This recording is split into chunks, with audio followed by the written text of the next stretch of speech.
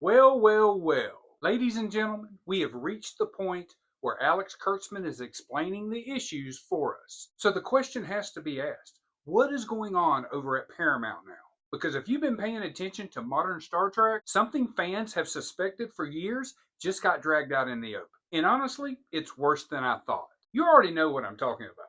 Starfleet Academy. The expensive, highly promoted, this time we got it figured out, Star Trek series being overseen by Alex Kurtzman. You know, the same person that keeps assuring all fans that things are under control. But we have eyes, right?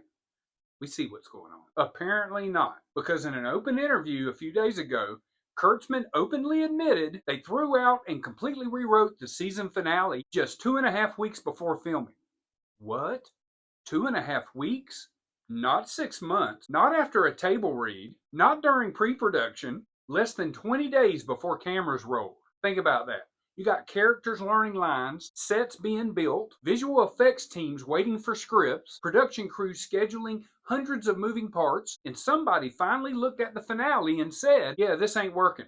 At that point, what do you even do? Call Scotty and ask for more time? Throw the script into the transporter and hope it comes back better? Because that's basically what happened. Now Kurtzman is saying endings are hard. Sure, I'm sure they are. Nobody disputes that.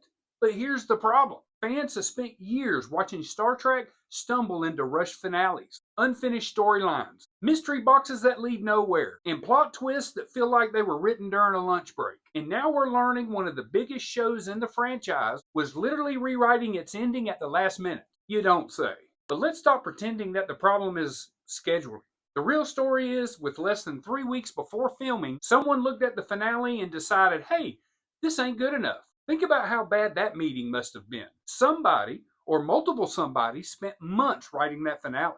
Executives read it, producers read it, directors read it, actors probably read it. And after all that, and all the time that went by, someone stood up and said, this ain't working. Computer, delete the entire thing. That's the part that should get your attention, because nobody throws away a finale they're confident in. Remember all the time spent writing and looking over this thing? They were confident, and now they're not. And this is what we're supposed to believe is a well-planned franchise.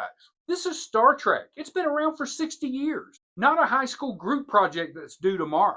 And then comes the part that really caught my attention, the ratings. The show reportedly failed to crack Nielsen's top 10 streaming rankings. That's bad. And according to cast comments, even the people involved knew they were facing an uphill battle. Because here's the thing. Fans can tell when things are built without a plan. And fans can tell when things are being held together with duct tape. You can call it creative flexibility. You can call it adopting under pressure. You can call it making diamonds. But most fans call it what it looks like. A pile of dog crap.